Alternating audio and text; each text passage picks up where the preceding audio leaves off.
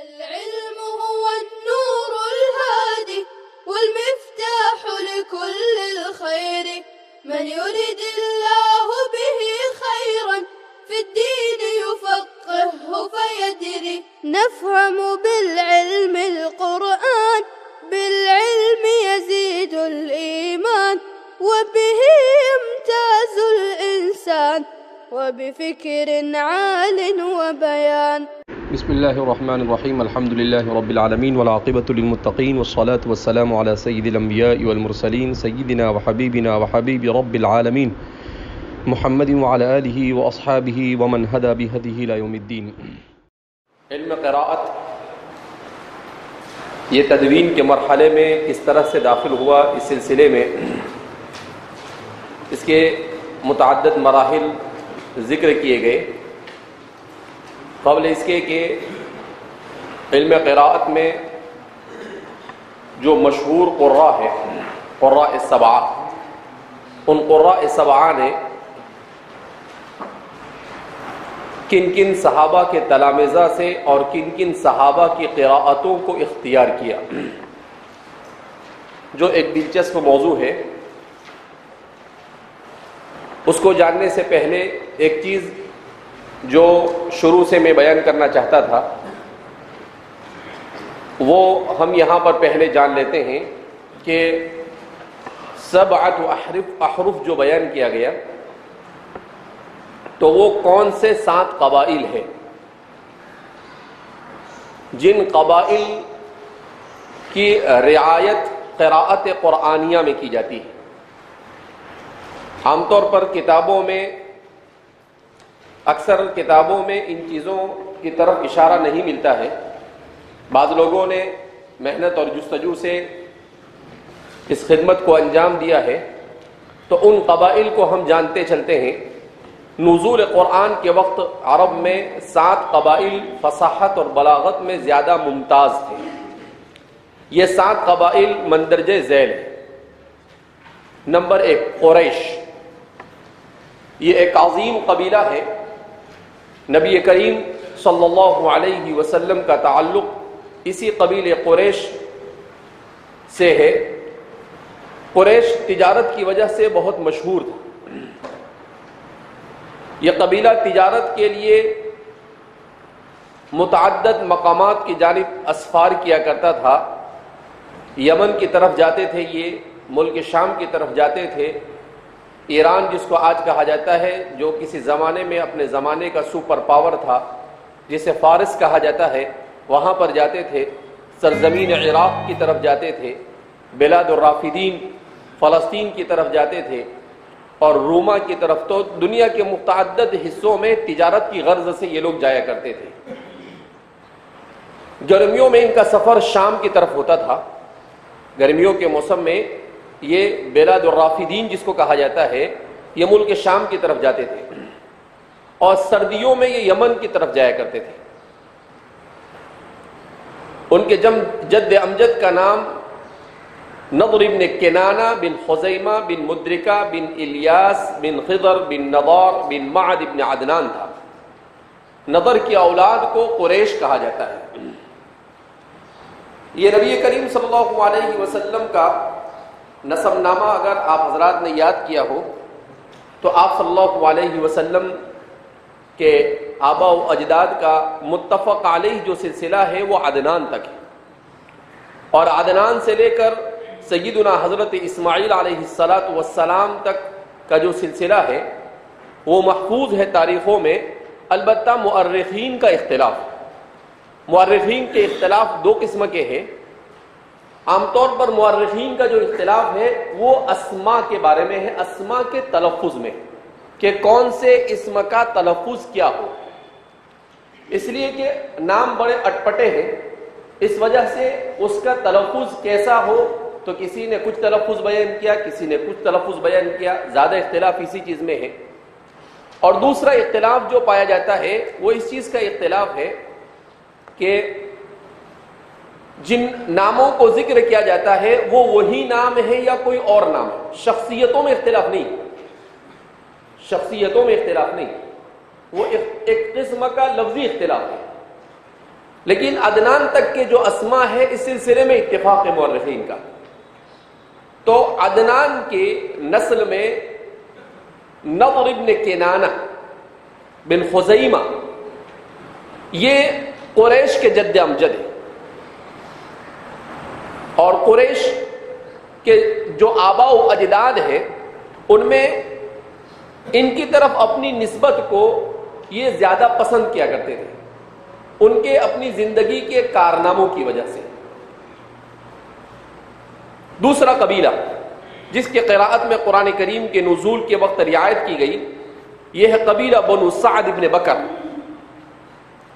یہ قبیلہ حوازین کی ایک شاخ ہے. ان کے جد امجد کا نام سعد بن بکر بن وائل بن حوازن تھا. آپ صلی اللہ علیہ وسلم نے ایام رضاعت اسی قبیلے کی عورت حضرت حلیمہ سعدیہ کے یہاں گزارا، اسی لیے اس کو بنو سعد سے یاد کیا جاتا تھا، قبیلے بنو سعد. اس کا مسکن یہ طائف سے آگے جا کر قبیلے بنو پہاڑیوں کی دامن میں ایک بڑی اچھی جگہ ہے، وہاں پر ان کا مسکن تھا. یہ قبیلہ وہاں پر رہا کرتا تھا. وہاں کی آب و ہوا اور وہاں کی فضا بڑی اچھی ہوا کرتی ہے، بہت زیادہ گرمی وہاں نہیں ہوتی ہے، عام طور پر موسم معتدل ہوتا ہے، تو بچوں کی پرورش کے لیے وہ جگہ بہت زیادہ مناسب تھی. اسی لیے نبی کریم صلی اللہ علیہ وسلم کی پرورش کے لیے اللہ رب العزت نے قبیلے بنو سعد کو منتخب کیا تھا. آپ صلی اللہ علیہ وسلم اسی لیے فرمایا کرتے تھے، بعض مرتبہ جب آپ کی فصاحت اور بلاغت پر ناز کرتے تھے صحابہ تو آپ فرماتے تھے کیا تمہیں معلوم نہیں ربیت فی بنی سعد، کہ میری تربیت کی گئی اور مجھے زبان دانی کا علم دیا گیا، مجھے زبان سکھائی گئی. کہاں پر سکھائی گئی؟ قبیلے بنو سعد میں. یہ قبیلہ جہاں پر آباد ہے، اتفاق سے ایک مرتبہ عمرے کے موقع پر ہمارے مولانا لطیف الرحمن صاحب جنہوں نے الموسوعۃ الفقہیہ لمرویات ابی حنیفہ علماء احناف کے لیے اور حنفیوں کے لیے ایک بہت بڑا تاریخی کارنامہ انجام دیا ہے، اس کے جو مؤلف ہیں مولانا لطیف الرحمن صاحب بارائچی. تو ایک مرتبہ میں نے ان سے کہا کہ حضرت یہ قبیلے بنو سعد کہاں رہتا ہے وہ مجھے دیکھنا ہے. تو پھر انہوں نے، ان کے ایک دوست ہے جو ان چیزوں سے واقف تھے، ان سے بات کی اور پھر وہ مجھے وہاں پر لے کر گئے. تو میں نے وہ جگہ دیکھی جہاں پر سیدتنا حضرت حلیمہ سعدیہ کا مکان، اس کے کچھ آثار موجود ہیں ابھی بھی، اور جہاں پر نبی کریم صلی اللہ علیہ وسلم کو پہلی مرتبہ شق صدر کیا گیا تھا، وہ جگہ بھی بتلائی جاتی ہے کہ فلاں جگہ پر وہ جگہ ہے. اور جب تاریخ کے حوالے سے پڑھو اور تاریخ میں اس جگہ کے جو اوصاف بیان کیے گئے ہیں وہ جگہ دیکھنے سے پتہ چلتا ہے کہ واقعتاً وہی مقام ہونا چاہیے. تو آپ صلی اللہ علیہ وسلم کہاں بکریاں چراتے تھے وہ جگہ بھی ہے، آج بھی ہے. اور آپ صلی اللہ علیہ وسلم کے ساتھ شق صدر کا واقعہ کہاں پر پیش آیا، آپ صلی اللہ علیہ وسلم حضرت حلیمہ سعدیہ کے مکان پر کہاں پر رہتے تھے. بہرحال تو یہ طائف سے آگے چل کر نجران اور طائف کے درمیان میں آباد تھا یہ قبیلہ. تیسرا قبیلہ قبیلہ حذیل. قبیلہ حذیل بھی قبیلہ مضر کی ایک بڑی شاخ تھی. ان کے جد امجد کا نام حذیل بن مدرکہ بن الیاس بن مضر بن نضار بن معد بن عدنان ہے. یہ قبیلہ اسی لیے مضر جو تھے یہ زبان دانی کے بڑے ماہر تھے. اسی لیے آپ صلی اللہ علیہ وسلم بھی فرمایا کرتے تھے کہ اللہ رب العزت نے دنیا میں پورے انسانوں کو جب حضرت آدم علیہ السلام کی پشت سے نکالا تھا، جس کو قرآن کریم نے عہد الستو کے ذیل میں ذکر کیا ہے، الستو بربکم قالوا بلا. تو اس وقت جب سارے انسانوں کو نکالا گیا تو اس وقت فرماتے ہیں کہ آپ صلی اللہ علیہ وسلم کہ اللہ رب العزت نے جن کو قیامت تک پیدا کرنا تھا آدم علیہ السلام سے لے کر وہاں تک، ان سب لوگوں کے دلوں پر اللہ رب العزت نے نظر ڈالی. ان میں جو سب سے بہترین قسم کے قلوب تھے ان کو نبوت کے لیے منتخب کیا.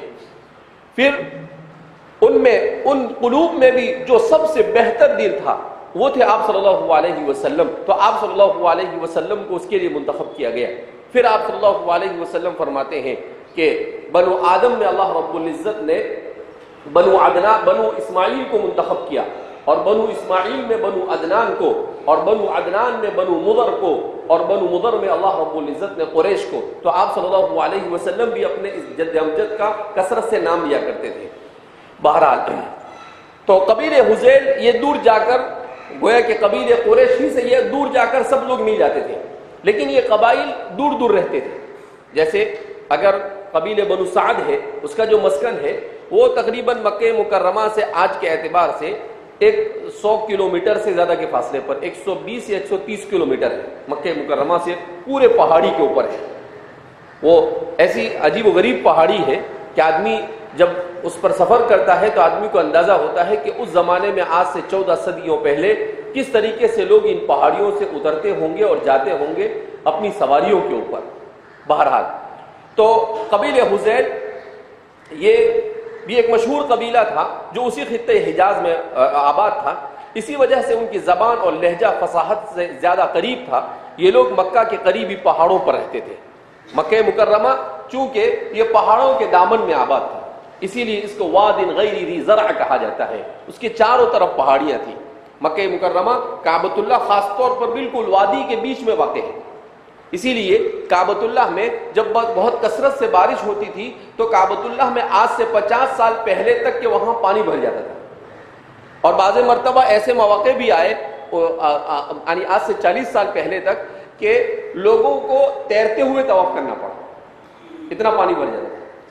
پھر اس کے بعد جب یہ اس کی نئی تعمیر ہوئی تو اس تعمیر کے وقت یہ خیال کیا گیا کیونکہ پہاڑوں پر وہ پانی برستا تھا اور برس کر سیدھا وادی میں آ کر کیا ہو جاتا تھا، جم جاتا تھا. تو اب انہوں نے جدید ٹیکنالوجی کو استعمال کرتے ہوئے کچھ ایسے راستے بنائے کہ وہ جو پانی آتا ہے وہ پانی ادھر نہیں آ پاتا ہے، ادھر کے ادھر ہی وہ، اس کے لیے بڑے بڑے نالے اور ایسے یہ بنائے گئے، راستے بنائے گئے پانی کے لیے کہ پانی وادی میں جمع ہونے کے بجائے دوسرے راستوں سے نکل جاتا ہے. اس کے بعد قبیل حذیل کے بعد یہ تیسرا قبیلہ، چوتھا قبیلہ بنو ربیعہ. یہ قبیلہ بنو عدنان کی مشہور شاخ بنو تمیم کا حصہ ہے. قبیل بنو تمیم یہ بھی فصاحت اور بلاغت میں بہت مشہور تھا. ایک صحابی بھی مشہور تھے اور اس کے علاوہ حاتم طائی جو تھا وہ بھی اسی قبیلے سے تعلق رکھتے تھے. تو اور بہت مشہور قبیلہ ہے. ان کی اکثریت دجلہ فرات کی وادی میں رہتی تھی. یہ یعنی حجاز سے دور، حجاز سے بالکل آخری کنارے پر عراق سے قریب جو علاقہ تھا اس علاقے میں یہ لوگ کیا تھے، آباد تھے، جو دیار ربیعہ کے نام سے مشہور تھا اس زمانے میں. ان کے جد امجد کا نام ربیعہ بن نضار بن معد بن عدنان. سب اخیر میں جا کر عدنان سے مل ہی جاتے ہیں لوگ. اسی طریقے سے پانچواں قبیلہ ہے قبیلہ بنو حوازن. اس قبیلے کا تعلق بنو عدنان کی شاخ بنو قیس بن عیلان سے تھا. قبیلہ حوازن کے جد امجد سعد بن بکر بن حوازن بن منصور بن اکریمہ تھا. قبیلہ سعد بن بکر کے ہاں آپ صلی اللہ علیہ وسلم نے ایام رضاعت گزارے. غزوہ حنین کے موقع پر قبیلہ حوازن مسلمانوں کے خلاف برسر پیکار تھا. قبیلہ حوازن جو ہے یہ قبیلہ سعد بن بکر جو ہے اس سے وہاں ان کے قریب ہی رہتا تھا یہ، اور ان کے قبیلے اور ان کے قبیلے میں کوئی زیادہ فرق نہیں تھا، لیکن بہرحال وہ ایک الگ شاخ تھی. تو غزوہ حنین کے موقع پر قبیلہ حوازن مسلمانوں کے خلاف برسر پیکار تھا، مگر غزوہ حنین میں مسلمانوں کو ابتدائی دور میں مسلمان کامیاب ہوئے، پھر تھوڑی دیر کے لیے مسلمانوں کو پیچھے ہٹنا پڑا اور پھر آخر میں مسلمانوں کو کامیابی سے ہمکنار ہوئے مسلمان. قرآن کریم میں جس کو بیان کیا ہے وَيَوْمَ حُنَيْنٍ إِذْ أَعْجَبَتْكُمْ كَثْرَتُكُمْ فَلَمْ يُغْنِ عَنْكُمْ فِئَتُكُمْ شَيْئًا. تو قرآن کریم نے اسی حنین کے واقعے کو ذکر کیا ہے. طائفی کی طرف یہ قبائل آباد تھے. بنو ازد چھٹا قبیلہ ہے. قحطان بن عامر کی اولاد سے بعض قبائل یمن میں سکونت پذیر ہو گئے تھے. یہ یمن کے علاقے سے اس کا تعلق تھا. اصل میں یہ دو بھائی تھے، قحطان اور عدنان. عدنان جو آپ صلی اللہ علیہ وسلم کے جد امجد ہے ان کے بھائی تھے قحطان، اور قحطان کی جو ذریت ہے یہ یمن میں آباد ہوئی. اور عدنان کی جو ذریت تھی وہ یمن سے نکل کر اس علاقے میں حجاز کے علاقے کے اندر پھیل گئی کہ بعض لوگ حجاز میں آباد ہوئے، بعض لوگ دجلہ اور فرات کی طرف آباد ہو گئے، بعض لوگ طائف کی طرف چلے گئے، تو یہ پورے علاقے میں یہ لوگ آ کر آباد ہو گئے. یہ پورے بنو عدنان ہے اور بنو قحطان ہے، ان کا تعلق یمن سے، یعنی اپنے جد امجد کا جو مقام تھا اپنے دادا قحطان کا، وہ وہاں سے ہلے نہیں، وہیں پر ٹھہرے رہے. اسی لیے اوس و خزرج کا تعلق قحطان سے ہے. اوس و خزرج کا تعلق کس سے ہے؟ قحطان. کیوں؟ اس لیے کہ اوس و خزرج یہ دونوں بھائی تھے، یہ بنو قحطان میں سے تھے اور یہ یمن سے مدینہ آ کر آباد ہوئے تھے. آباد ہوئے کیا؟ اللہ رب العزت نے ان کو آباد کیا تھا، اس لیے کہ رسول اللہ صلی اللہ علیہ وسلم کے لیے انصار بنا کر اور مسلمانوں کے لیے انصار بنا کر اللہ رب العزت کو انہیں منظر عام پر لانا تھا. لہذا یہ لوگ کسی زمانے میں وہاں سے کہاں گئے تھے؟ یہاں پر آ کر آباد ہو گئے تھے، بنو قحطان. تو انہی کی ایک شاخ ہے بنو ازد. بنو ازد بھی پڑھتے ہیں اس کو اور بنو ازد، عام طور پر لوگ ازد ہی پڑھتے ہیں لیکن صحیح اس کا تلفظ بنو ازد ہے، مگر مشہور ہو گیا ہے ازد سے. ان مختلف قبائل کے مجموعے کا نام ازد تھا. اسلام سے قبل ہی ان قبائل نے یمن سے ہجرت کی اور جزیرۃ العرب میں پھیل گئے. ان کی ہجرت کا سبب سد معارب کا حادثہ بیان کیا جاتا ہے. قرآن کریم نے جس کو سورہ سبا میں ذکر کیا ہے، بعض مورخوں کا کہنا ہے کہ اس کی ہجرت کا ایک سبب یہ بھی تھا کہ 3 اور 4 صدی قبل مسیح میں رومیوں نے بحر احمر میں اپنے تجارتی بیڑے کو بڑی وسعت دی، جس کے سبب ان کی تجارت متاثر ہوئی اور انہوں نے ہجرت کی. انصار اسلام کے مشہور قبائل اوس و خزرج کا تعلق انہی سے تھا. اس قبیلے کا جد امجد ازد بن غوث ابن نبت بن مالک بن کوہلان بن سبا تھا. تو یہ بنو قحطان کے جو قبائل تھے، جیسا کہ بیان کیا گیا کہ بنو قحطان کے یہ قبائل یہ اکثر تو وہیں یمن میں آباد رہے، مگر جب ان کے یہاں پر بہت بڑا ایک مرتبہ ڈیم ٹوٹ گیا اور ڈیم کے ٹوٹنے کی وجہ سے وہ پورا علاقہ پانی سے کیا ہو گیا؟ بھر گیا. تو ان کے کچھ قبائل یہاں آ کر آباد، سب نہیں آباد ہوئے، اکثر تو وہیں پر رہے یمن میں، لیکن کچھ قبائل یہ جزیرۃ العرب میں جہاں پر بنو عدنان تھے وہیں پر آ کر یہ بھی کیا ہو گئے؟ آباد ہو گئے. جیسا کہ یہاں پر انہوں نے بتلایا کہ اوس و خزرج کا تعلق انہی سے، تو انہی میں سے اوس و خزرج بھی تھے. تو سد معارب کے واقعے کو قرآن کریم نے تفصیل کے ساتھ ذکر کیا ہے کہ ان کے باغات میں اللہ رب العزت نے بڑی شادابی دی تھی کہ ان کے باغ کے اندر میں کوئی آدمی اپنے سر پر اگر کوئی سامان لے کر، ٹوکرا لے کر ایسا صرف درختوں کے نیچے سے گزر جاتا تھا تو وہ پورا پھلوں سے بھر جاتا تھا. ایسے گرتے رہتے تھے پھل اور وہ پورا پھلوں سے بھر جاتا تھا. مگر اس کے بعد انہوں نے نافرمانی کی، ناقدری کی اور ناشکری پر اتر آئے تو پھر اللہ رب العزت نے ان کو 2 قسم کے عذاب میں مبتلا کیا. ایک تو یہ کہ ان کے سارے باغات اجڑ گئے، اور دوسرا یہ کہ وہ جس ڈیم کا پانی ان کے لیے استعمال ہوتا تھا اس ڈیم کو اللہ رب العزت نے بطور عذاب کے ان کے اوپر کیا کر دیا؟ توڑ دیا. تو اس طرح سے پھر وہ پانی سے پریشان ہو کر اس علاقے کو مطلب وہ علاقہ جو سرزب و شاداب تھا پھر وہ خاردار علاقہ بن گیا، جس کو قرآن کریم نے تفصیل کے ساتھ ذکر کیا ہے. اس کے بعد 7واں قبیلہ ہے قبیلہ بنو تمیم. یہ قبیلہ بھی بنو عدنان کی ایک بڑی شاخ تھا. اس کے جد امجد کا نام تمیم بن مر بن اوبن بن طابخ بن الیاس بن مغر بن نضار بن سعد بن عدنان. اس کا تعلق بھی عدنان، یعنی یہ 7 قبیلوں میں سے تقریباً 6 قبیلے وہ ہے جو بنو عدنان ہے اور ایک قبیلہ وہ ہے جو بنو قحطان ہے. یہ لوگ وادی نجد اور جبل شمر میں رہتے تھے. جب یہ قبیلہ مسلمان ہوا تو اس کے وفود کثرت سے آپ صلی اللہ علیہ وسلم کے پاس آتے رہتے تھے. قبیلہ بنو تمیم یہ ان کا بڑا مشہور قبیلہ تھا اور اس قبیلے کے لوگ فصاحت اور بلاغت میں بہت مشہور تھے. عربی زبان دانی کے بڑے ماہر تھے. یہ خاص طور پر اشعار کے باب میں یہ لوگ ایک اپنا امتیاز رکھتے تھے. اسی لیے نبی کریم صلی اللہ علیہ وسلم کی وفات حسرت آیات کے بعد جب فتنہ ارتداد نے سر اٹھایا تو کچھ لوگوں نے نبوت کا دعویٰ کیا تھا،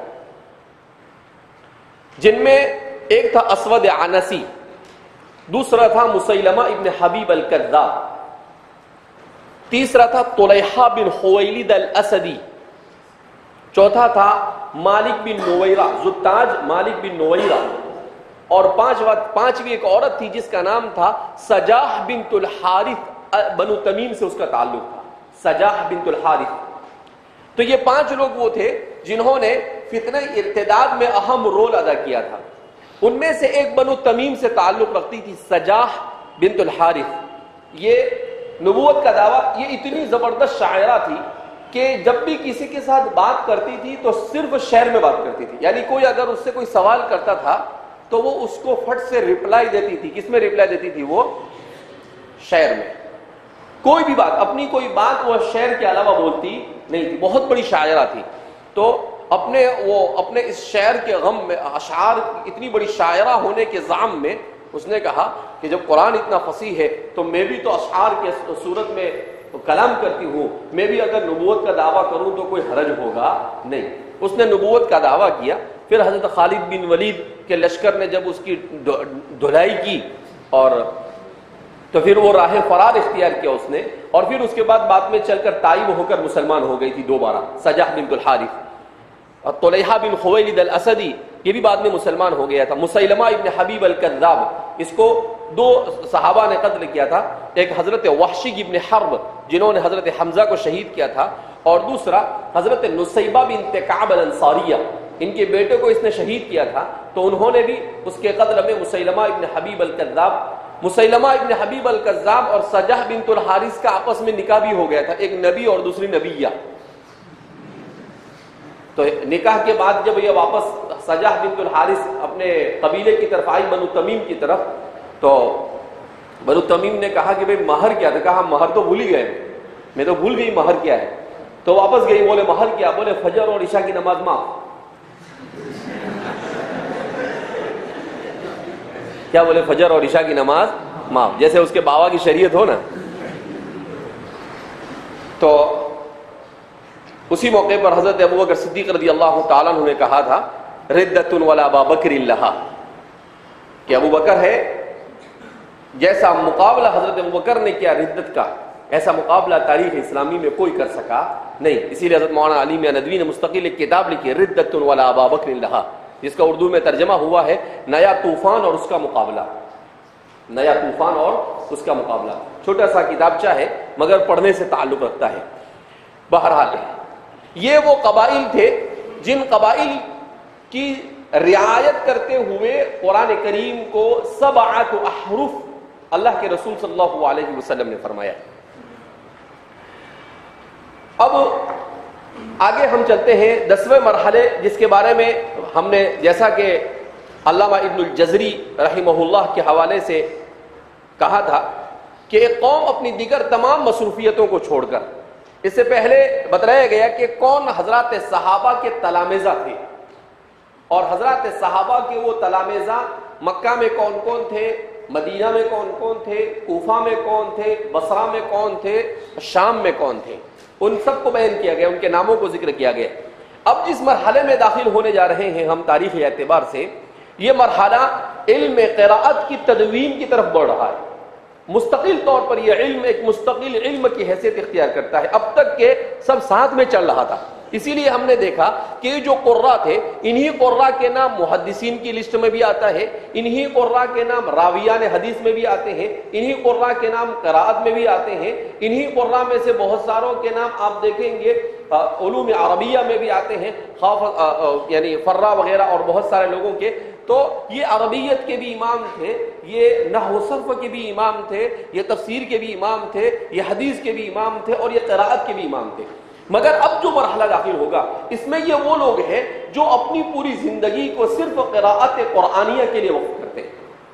قرآن کریم کی خدمت کے، قراءت قرآنیہ کی خدمت کے علاوہ انہوں نے اپنی زندگی کا اور کوئی مقصد بنایا نہیں۔ تو اسی لیے کیا فرما رہے ہیں کہ ایک قوم اپنی دیگر تمام مصروفیات زندگی ترک کر کے قراءت قرآنیہ کی تعلیم اور اس کے فروغ میں مگن ہو گئی۔ انہوں نے ضبط قراءت کے میدان میں اتنی زیادہ محنت کی کہ اس فن کے امام بن گئے، اور دور دراز سے سفر کر کے تشنگان علم ان کے پاس آنے لگے اور اپنی علمی پیاس بجھانے لگے.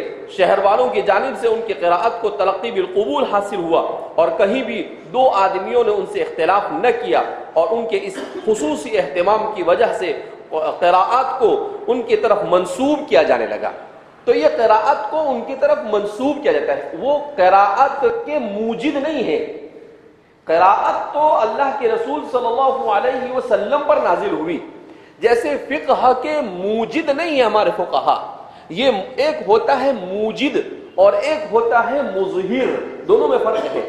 موجد کے معنی کسی چیز کے اصول, کسی چیز کی بنیاد اور کسی چیز کا خام مال اور اس کا مادہ اور اس کی ترکیبیں سب میں رول ادا کرنے والا. اور مظہر کس کو کہتے ہیں کہ سب چیز تیار تھی, اس کو مرکب کر کر اس کو اچھی شکل و صورت دے کر سامنے لانے والا. تو یہ جتنے بھی محدثین ہیں, فقہا ہیں, یہ جتنے بھی جن کو مدونین کہا جاتا ہے, یہ اس معنی میں کہا جاتا ہے کہ انہوں نے اپنی زندگیوں کو اس کے لیے وقف کر کر اس کو مہذب اور مرتب کیا. کیونکہ اللہ رب العزت نے انسان کو ایسا بنایا ہے کہ وہ تہذیب کو پسند کرتا ہے. کوئی بھی چیز وہ ترتیب کے ساتھ اس کو پسند آتی ہے, اگر بے ترتیب ہے تو پسند نہیں آتی. اب آپ کہیں ہم کو تو بے ترتیبی پسند آتی ہے, تو یہ آپ کے ذوق کی بات ہے.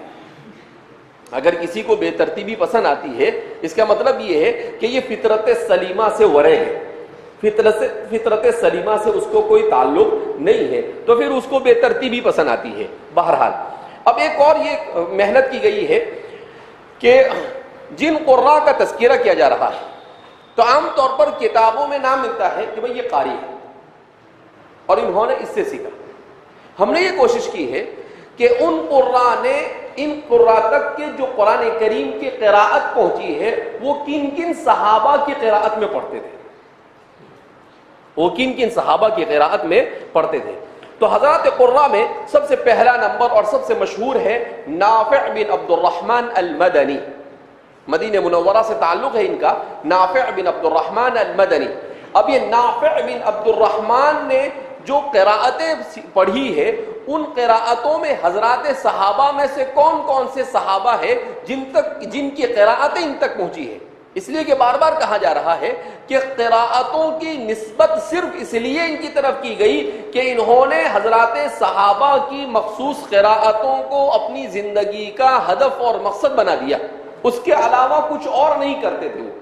تو نافع جو ہے انہوں نے علم قراءت کے باب میں حضرات صحابہ سے جو سیکھا تو براہ راست نہیں بلکہ واسطوں سے پہنچتا ہے ان کے پاس. تو چند واسطوں سے یہ انہوں نے سیکھا ہے حضرت زید بن ثابت رضی اللہ تعالیٰ عنہ. گویا کہ قراءت زید بن ثابت نافع کے پاس ملے گی. اسی طریقے سے قراءت عبداللہ بن عباس, عبداللہ بن عیاش, ان کی قراءت بھی ان سے نافع کی طرف منسوب ہے. اور قراءت عمر بن الخطاب, حضرت عمر بن خطاب رضی اللہ تعالیٰ عنہ کی قراءت یہ بھی نافع سے منقول ہے. حضرت ابو ہریرہ رضی اللہ تعالیٰ عنہ کی قراءت یہ بھی اب نافع سے ثابت ہوتی ہے. حضرت عبداللہ بن مسعود رضی اللہ تعالیٰ عنہ کی قراءت, عبداللہ بن عباس رضی اللہ تعالیٰ عنہ کی قراءت یہ بھی نافع کی قراءت میں ملتی ہے. اور حضرت ابی بن کعب رضی اللہ تعالیٰ عنہ. ان جو صحابہ کا تذکرہ ہوا, یہ جو وہ صحابہ ہے جو جن میں سے تقریباً 5 صحابہ وہ ہے جو مدینہ ہی میں قیام پذیر تھے. حضرت زید بھی مدینہ میں قیام کیے ہوئے تھے اخیر تک, حضرت عبداللہ بن عیاش بھی, حضرت عمر بن الخطاب بھی, حضرت ابو ہریرہ رضی اللہ تعالیٰ عنہ بھی, اور حضرت ابی بن کعب بھی. ہاں, حضرت عبداللہ بن عباس رضی اللہ تعالیٰ عنہ ایک زمانے تک کے مکہ میں مقیم رہے, اور پھر خلافت عثمانیہ, خلافت حضرت عثمان رضی اللہ تعالیٰ عنہ کی خلافت کے آپ کی شہادت کے بعد آپ چلے گئے تھے مکہ مکرمہ اور آپ نے قیام کیا تھا مکہ میں. لیکن چونکہ آپ کے تلامذہ مدینہ منورہ میں بھی پائے جاتے تھے تو ان سے جو قراءتیں پہنچی وہ نافع تک عبداللہ بن عباس کی قراءتیں بھی پہنچی.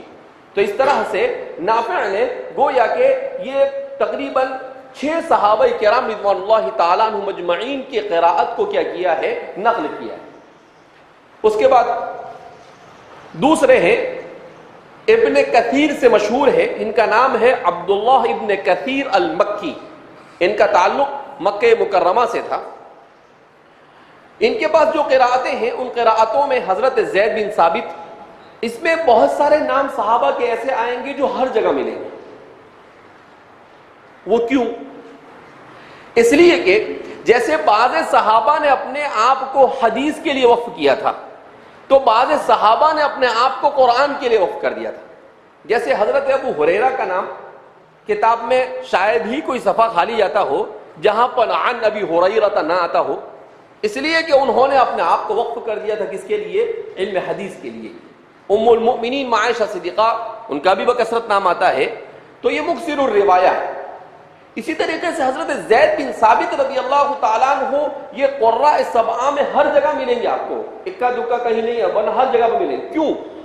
اس لیے کہ یہ جامع قرآن ہے. انہوں نے قرآن کریم کو جمع کیا.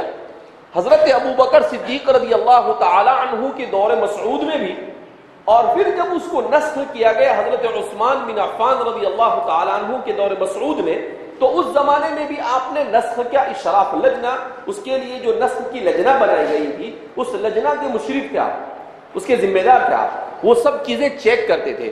تو گویا کہ جیسے ابو ہریرہ رضی اللہ تعالیٰ عنہ نے اپنے آپ کو وقف علم حدیث کے لیے کیا، حضرت زید بن ثابت نے اپنے آپ کو وقف کیا تھا کس کے لیے؟ علم قرآن کے لیے. حضرت عبداللہ ابن السائب رضی اللہ تعالیٰ عنہ، عبداللہ بن کثیر کے قراءتوں میں عبداللہ ابن السائب بھی ملتے ہیں. حضرت عمر ابن الخطاب رضی اللہ تعالیٰ عنہ، یہ ہر جگہ پر کچھ نام مشترکہ اسی لیے آئیں گے. حضرت عمر ابن الخطاب رضی اللہ تعالیٰ عنہ، ان کا نام بھی اکثر قراءتوں میں آپ کو ملے گا. کیوں ملے گا؟ اس لیے ملے گا کہ اولاً تو قراءتوں میں جو اختلاف ہے وہ اختلاف بسیط ہے، معمولی سے اختلاف. اور دوسری بات یہ کہ حضرت عمر ابن الخطاب رضی اللہ تعالیٰ عنہ، یہ جامع قرآن میں ان کا بھی نام آتا ہے. اس معنی کر کہ جمع قرآن کا سب سے پہلا مشورہ دینے والے ہی آپ تھے. جمع قرآن کا سب سے پہلا مشورہ دینے والے کون تھے؟ حضرت عمر بن الخطاب. ابھی نے تو کہا تھا حضرت ابوبکر صدیق رضی اللہ تعالیٰ عنہ سے کہ بھائی مجھے ڈر لگتا ہے کہ اس طرح سے حضرت صحابہ اگر شہید ہو جائیں گے جو حافظ ہے تو پھر قرآن کریم کا کیا ہوگا. لہذا تو حضرت ابوبکر صدیق رضی اللہ تعالیٰ عنہ نے پہل تو شش و پنج میں مبتلا ہوئے، اور آپ نے کہا کہ جو کام حضور نے نہیں کیا وہ میں کیسے کروں. پھر اس کے بعد آپ نے کہا کہ بھئی یہ صحابہ جن جو حافظین قرآن ہیں وہ اگر چلے جائیں گے تو پھر بعد میں ہم کیسے اس کو جمع کریں گے. تو پھر اخیر میں جا کر حضرت ابوبکر صدیق رضی اللہ تعالیٰ عنہ کو شرح صدر ہوا، اور پھر آپ نے حضرت زید بن ثابت کو مشرف اللجنہ بنا کر آپ کو یہ کام کی ذمہ داری. اسی لیے حضرت عمر بن خطاب بھی ہر جگہ پر آپ کو کیا ہوں گے؟ نظر آئیں گے. حضرت عبداللہ بن عباس رضی اللہ تعالیٰ عنہ، حضرت عبداللہ بن عباس رضی اللہ تعالیٰ عنہ بھی اکثر جگہ پر ملیں گے. کیوں ملیں گے؟ اس لیے عبداللہ ابن عباس ملیں گے کہ عبداللہ ابن عباس یہ ترجمان القرآن ہے. یہ کیا ہے؟ قرآن کریم کی تفسیر. اور قرآن کریم کی صحابہ میں سب سے بڑے مفسر مانے جاتے تھے. وَإِن كَانَ أَصْغَرُهُمْ، اگرچہ وہ صحابہ میں چھوٹے تھے مگر اس کے باوجود علم تفسیر. کیوں؟ بدعوات رسول اللہ صلی اللہ علیہ وسلم. ان کو کس کی دعا ملی تھی؟ نبی کریم صلی اللہ علیہ وسلم کی دعا ملی تھی. آپ صلی اللہ علیہ وسلم نے ان کی خدمت، ان کی ذہانت، ان کی فطانت، ان کی جد و جہد اور ان کی ہوشیاری کو دیکھ کر، اور ان کے آپ نے کیا کہا تھا؟ اللہم علمہ الکتاب و تأویلہ.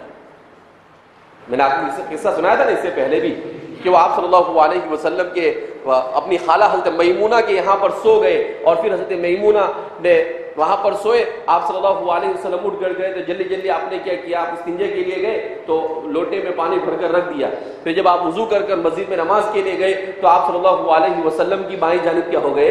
کھڑے ہو گئے. حضور نے اس طرح سے پکڑ کر ان کو داہنی جانب کھڑا کیا، اور پھر نماز کے بعد پوچھا کہ بھئی ادھر کیوں کھڑے ہوئے؟ تو کہا کہ اللہ کے رسول صلی اللہ علیہ وسلم انت تحب التیامن، آپ تیامن کو پسند کرتے ہیں کہ یمین. تو میں نے سوچا کہ میرا امام میرے یمین پر ہو، میرا امام کدھر ہو؟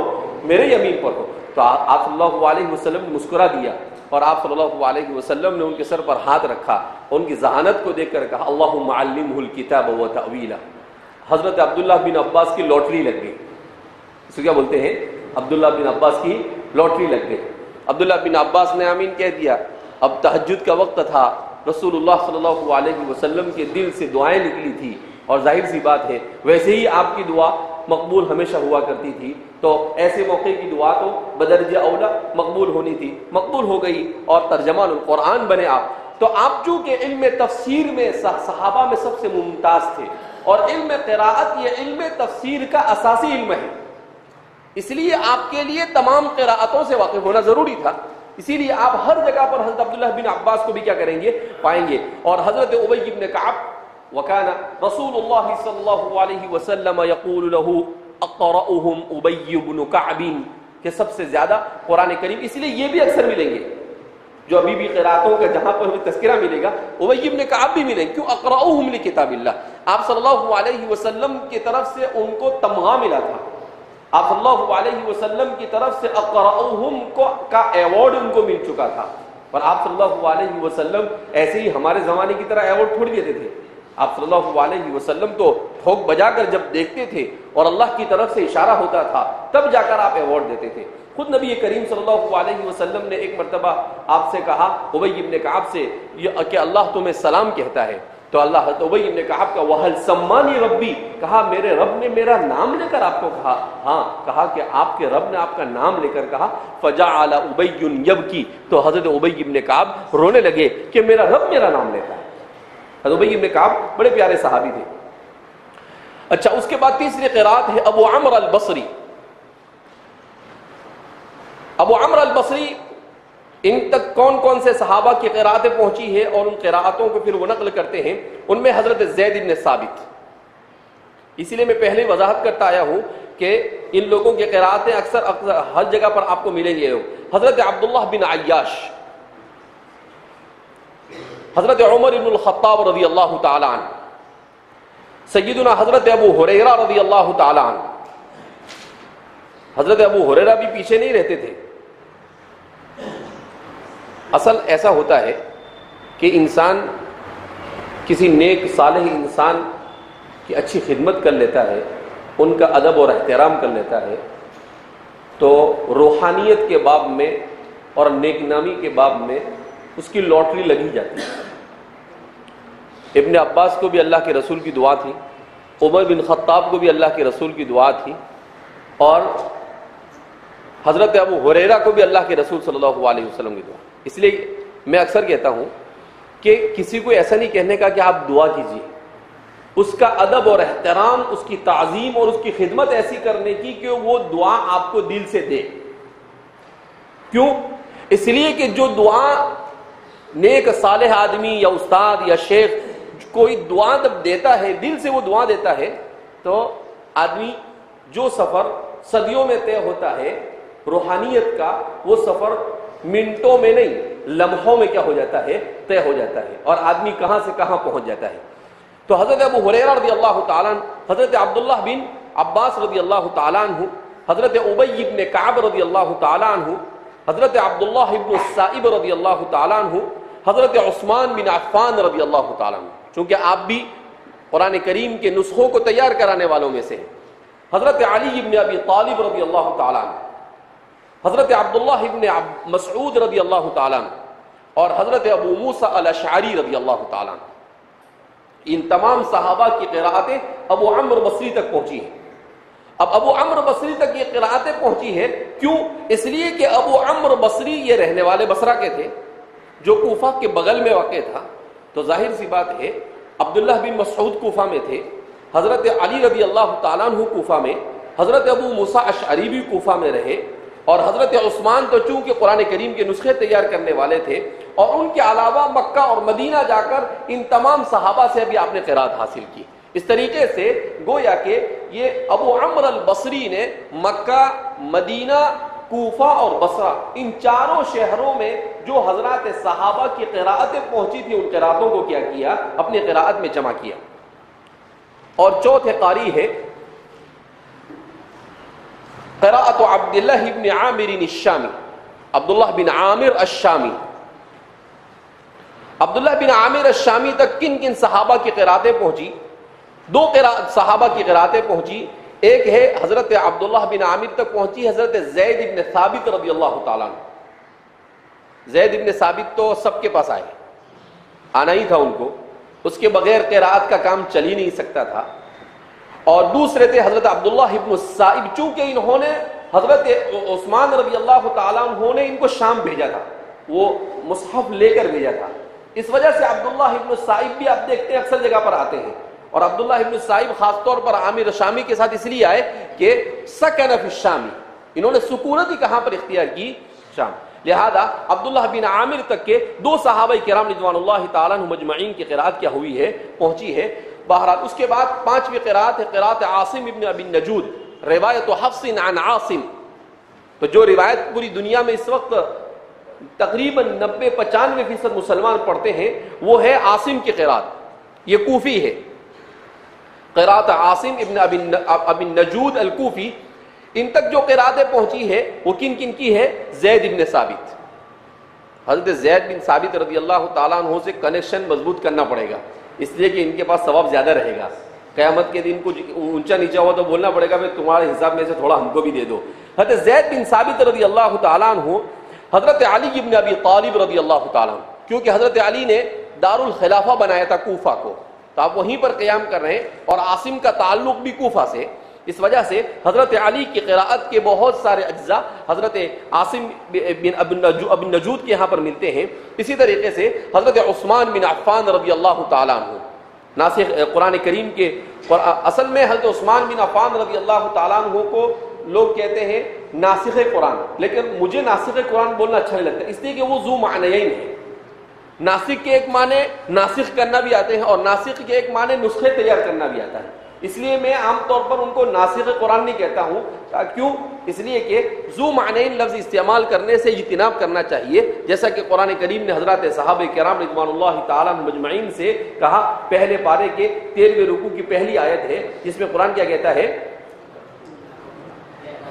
لا تقولوا راعنا وقولوا انظرنا واسمعوا. راعنا مت استعمال کرو، اس لیے کہ وہ ذو معنیین تھا تو اس سے منع کیا. اس لیے حضرت عثمان کے بارے میں ناسخ قرآن نہیں کہتا ہوں ان کو یہ کہتا ہوں کہ قرآن کریم کے نسخے تیار کر کر وہ بھیجنے والے.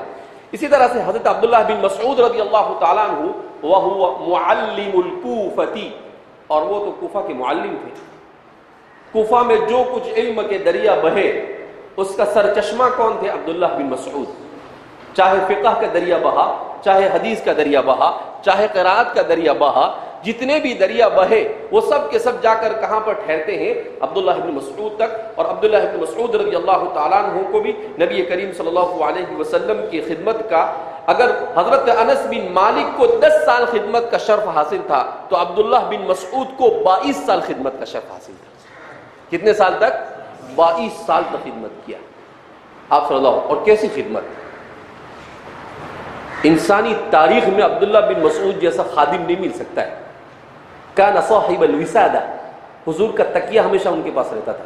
کان صاحب السواک، حضور کا مسواک ہمیشہ ان کے پاس رہتا تھا. یعنی حضور کے ساتھ ان کی ملازمت کیسی زبردست تھی. حضور کا مسواک ان کے پاس ہوتا تھا، حضور کے وضو کرنے کے لیے جو برتن تھا وہ ان کے پاس رہتا تھا، آپ صلی اللہ علیہ وسلم کی چادر ان کے پاس رہتی تھی. یعنی اتنے صاحب ان کے پاس جمع ہوئے ہیں کہ آپ آدمی حیران ہو جاتا ہے. اسی لیے حضرات صحابہ کہتے تھے کہ عبداللہ بن مسعود رضی اللہ تعالیٰ عنہ جب کوئی نیا مدینہ منورہ میں آتا تھا تو وہ یہ سوچتا تھا کہ عبداللہ بن مسعود گویا کہ رسول اللہ صلی اللہ علیہ وسلم کے گھر کے کوئی فرد ہے، ایسا سمجھتا تھا. عبداللہ بن مسعود رضی اللہ تعالیٰ عنہ کو آپ صلی اللہ علیہ وسلم کو بے پناہ محبت تھی. عبداللہ بن مسعود رضی اللہ تعالیٰ عنہ سے جو آدمی 22 سال تک خدمت کرے، اس سے اگر محبت نہ ہو تو کس سے محبت ہوگی؟ اور محبت انہوں نے بھی ٹوٹ کر محبت کی. تو حضرت عبداللہ بن مسعود رضی اللہ تعالیٰ عنہ کے اور حضرت ابی بن کعب رضی اللہ تعالیٰ عنہ، بہرحال یہ حضرات وہ صحابہ کرام رضوان اللہ تعالیٰ عنہ مجمعین کی قراءتیں ہیں جو ہمارے ان تمام قراء تک پہنچ رہی ہے. 2 قاری رہ گئے ہیں، اور اس کے بعد پھر اخیر میں ہم یہ نکال دیں گے کہ مجموعی طور پر یہ کون کون سے صحابہ ہیں جن تک یہ ساری قراءتیں پہنچ جاتی ہیں. یہ ساری قراءتیں مجموعی طور پر یعنی مقررات کو نکال کر، جیسے زید بن ثابت ہر جگہ پر آ رہے ہیں، اور اسی طریقے سے ابی بن کعب بھی اکثر جگہ پر آ رہے ہیں، تو ان کو نکالے تو کتنے صحابہ بچتے ہیں، اور ان صحابہ سے انہوں نے کس طریقے سے. اسی لیے ہم دیکھتے ہیں قراءتوں کے اندر میں ہر قاری کے جو راوی ہوتا ہے جیسے روایت حفص عن عاصم، تو عاصم سے روایت کرنے والے حفص بھی ہیں اور عاصم سے روایت کرنے والے دوسرے قاری بھی ہیں، دو راوی ہوتے ہیں. تو وہ دو راوی، وہ کیوں دو راوی ہوتے ہیں؟ اس لیے دو راوی ہوتے ہیں کہ وہ متعدد صحابہ کی قراءت کو نقل کرتے ہیں. تو یہ ایک قاری نے کچھ صحابہ کی قراءت کو لے لیا، دوسرے قاری نے کچھ صحابہ کی قراءت کو لے لیا. یعنی اللہ رب العزت نے یہ چاہا کہ قرآن کریم کو فصیح ترین زبان میں پڑھنے کا کوئی پہلو باقی نہ رہے اور ہر پہلو سے قرآن کریم کو کیا جا سکے، پڑھا جا سکے. بہرحال میرے اور آپ کے لیے یہ شرف کی بات ہے کہ اللہ رب العزت نے مجھے اور آپ کو ایسے علم کے ساتھ وابستہ کیا، ایسے دین کے ساتھ وابستہ کیا، ایسے رسول کے ساتھ وابستہ کیا جن کی امت نے اس دین کے لیے اور اس کتاب کے لیے اور آپ صلی اللہ علیہ وسلم کے کلام کے لیے جو خدمات انجام دی ہے، اس کی نظیر دنیا میں کہیں نہیں مل سکتی اور کوئی پیش نہیں کر سکتا ہے. اس لیے اگر ہم کو فخر کی اجازت ہوتی تو اگر ہم فخر بھی کرتے تو ہمارے لیے جائز ہوتا، مگر چونکہ آپ صلی اللہ علیہ وسلم نے اس سے منع کیا ہے، ہم فخر کے بجائے شکر کر سکتے ہیں. الحمدللہ الذی ہدانا لہذا وما كنا لنهتدی لولا ان ہدانا اللہ، کہ تمام تعریف اس اللہ کی جس نے ہمیں اس ایسے علم کو اور ایسے دین کو سیکھنے کے لیے پڑھنے پڑھانے کی توفیق مرحمت فرمائی.